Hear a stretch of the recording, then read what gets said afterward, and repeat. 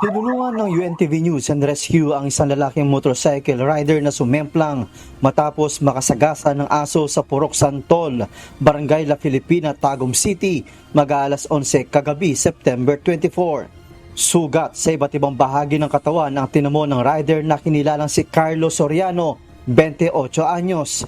Duguan ang mukha nito kaya kaagad inassess ng rescue team at binigyan ng paunang lunas ang mga sugat nito. Ayon sa nakasaksi, mabilis umano ang takbo ng biktima bago niya nasagasaan ang isang aso sa gitna ng kalsada. Pero sa tinodan sir, kusog yun siya dagan.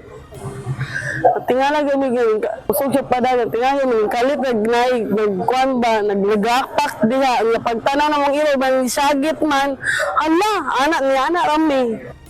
Matapos lapatan ng pangunang lunas ang biktima, ay dinala ito sa Davao Regional Medical Center. Kita sa CCTV camera kung papaano sumemplang ang motorsiklong ito na sakay ng dalawang kalalakihan sa Ramon Magsaysay Boulevard Corner V. Mapay Street, Santa Mesa, Manila, alas 11:26 kagabi, September 24. Sakto namang napadaan sa lugar ang UNTV News and Rescue Team kaya kaagad tinungo ng grupo at inassess ang sitwasyon nito. Nagtamo ang motorcycle rider na si Emmanuel Aspa ng multiple abrasions sa kaliwang balikat at dalawang kamay na kaagad namang binigyan ng first aid. Ayon kay Aspa, sumemplang ito dahil sa inakalang go signal light na sa intersection kaya bigla niyang napreno at matumba ito kasama ng kanyang angkas. Wala namang natamong sugat ang angkas nito at tumanggi na magpadala pa sa ospital.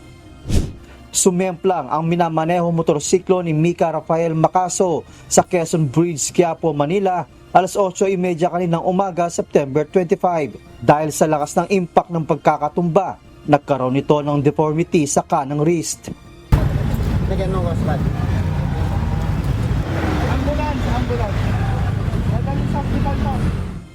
Ayon kay Macaso, may mga buhangin at maliliit na bato sa gilid ng kalsada na dinaanan nito kaya ito sumemplang. Ayon naman sa kasabay ng motorcycle rider, sabay kami dito at paakyat dito. Sa gilid siya tumaan, kaya yung motor niya nasugas kasi babato-bato na yung daming bato-bato eh. inendorso si Macaso sa Manila DRMO para madala sa ospital. Joshua Antonio, UNTV News and Rescue. Diyos ang aming sandigan, serbisyo publiko ang aming pinahahalagahan.